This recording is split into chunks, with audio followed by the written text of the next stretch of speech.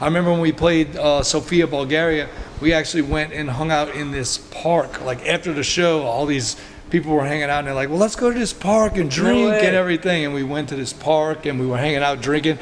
And I was like, holy shit, it's like 5 a.m. We have to drive to Athens. So on that note,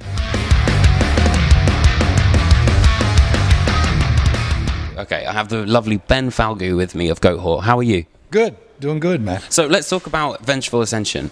So in terms of lyrics, what are the main kind of themes that's based upon Vengeful Ascension? It's a mixture. I mean, we've always had a mixture of things, and because of the stuff we write, like, cause some of the stuff we do is more like rudimented in like traditional black metal, like Venom and Bathory and Celtic Frost. So it's got a little bit more of a, I don't want to say basic, but a little bit more primitive aspect to it. Other songs we do will fill in and be a little bit deeper in different aspects like that.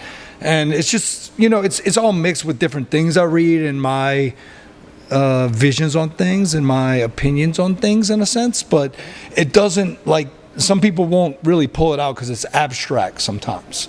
But that's what's unique about being an artist. You can offer something out there and people can kind of pull their own ideas from it and everything and kind of go through it.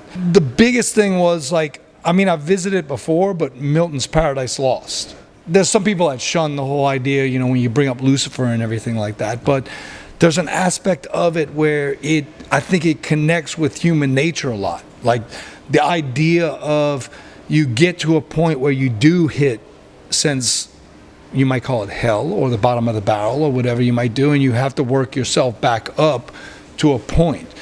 And when you read things in Paradise Lost, and as you get older and read things, you start to interpret things in different ways, and those aspects come into play.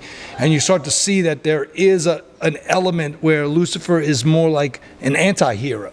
You know what I'm saying? Like, he's coming up from something and he realizes maybe there were certain decisions he made that wasn't right, or there was decisions he made was right, but he just needed to get back to the top again. Some of us go through life and everything works out perfectly. And some of us go through life and we have these pitfalls and we have these things, but they help build us to an individual who we are, and then we see things in that aspect. And I think with all those things, that's the whole role of it. And so that's kind of like, I delved into it a little deeper as far as that with some of the Vengeful Ascension stuff. I just think that some people take things out of place sometimes. You know, and then they you know, and they judge things in a certain way. And it's like, sometimes you have to stop. You have to understand that bands are artists. And especially within metal, a lot of bands are singing about the negative or odd things in life, and they're presenting that. And some people might come down on them and be like, oh, well, you shouldn't bring that up. But you should. History is important. I think history is very important.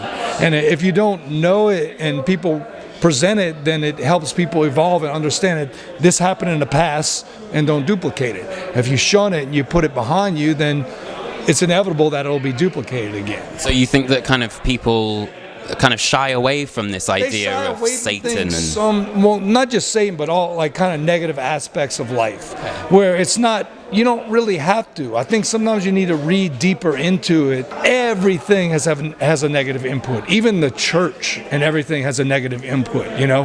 And so many people revolt against things, they talk about things, but it's like, you know, the church did so many negative things in the past and no one ever brings it up. It's almost like this like scared front. Yeah, it's like this taboo thing. But I mean, the whole persecution of like witches and things like that, where they thought people were witches, that's a whole like stigmata in a sense, you know what I'm saying? And so it's like you have to like pin the church for faults too, because back then they just had these ideas of what they thought things were, and people were like, oh, you're cursed by the devil or you're infected and things like, you know. So there's so many different ways, and now we've evolved as mankind.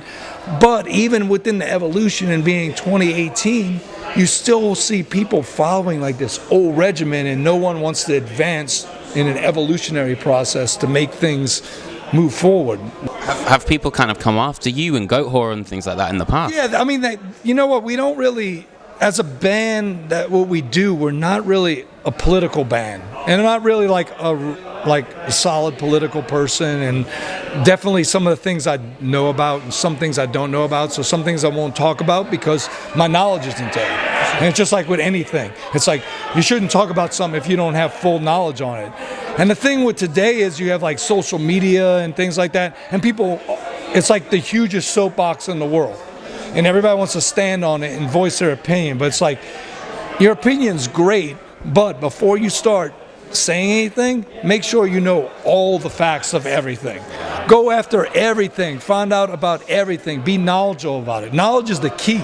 I mean, that's the whole thing with like the whole Luciferian aspect was like reading and going into things, and like knowledge is the key. Knowledge is the light.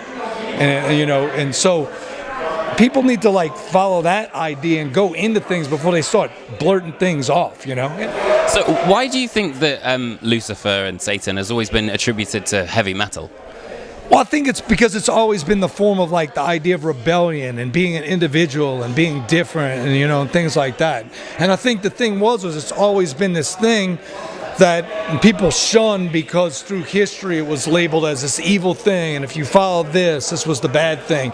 But then as time went along, you started to like read so much more into it and different stories, and you started to see that it's an individual aspect. And then you know, like from when you're younger and growing up, and then things influence you, things change through time, and then your aspect changes and how you determine things and determine how you're gonna react as an individual. You're not necessarily really that different, but because you followed a different path in a sense of the majority, then you're seen as an outsider.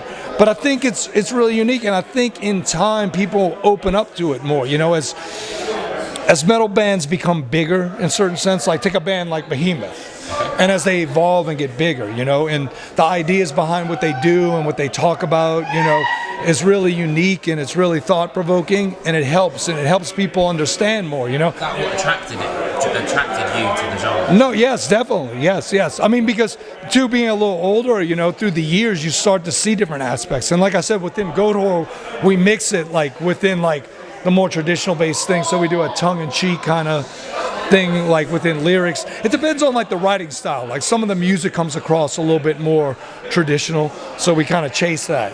And then when we step into something that's a little different that we do, we chase into a little bit more deeper kind of aspect. Is there any kind of new material on the horizon at all, or we're fiddling with things. We're gonna do a big tour in the U.S. coming near the end of the year. Okay. And then next year we're probably gonna work on more stuff. But we have been working on things and throwing around ideas. So we have new songs in the works and everything. I guess we're kind of looking at maybe end of 2019 going in to record, something like that. Speaking of recording, I know you recorded the Vengeful Ascension record with your sound engineer. Is that right? Yeah. What? Well, he's not just. Jarrett wasn't just a sound engineer. He's done like a lot. He's done 1349. He's done Gruesome. You know, he's done a whole bunch of things. But we just decided to take a different path because we wanted to see if a guy that was like our sound engineer could take the sound live and present it like in a record. You know, you will never be able to capture a band live on record. It's just not. It's not possible. But if you can get close, you know what I'm saying? If you can get, and because of his knowledge of being like front of the house and hearing how everything comes out, because it's a different sound. It's a whole different sound that when it comes out on a record. A band is critical of their own stuff. Even you know, the guy that you're working with is critical. You know, so afterwards he's like, oh, we could have did this. But you make notes. And then as you go along to the next one, you're like, all right, so we've done these records so far, and what aspects do we like the most out of each record? And then you try to blend those together. So it changes. You learn from history, as you were saying earlier. In a sense, yeah. You know. Awesome, man. Thank you so much for having a chat. No problem. Thank you very much. I appreciate it.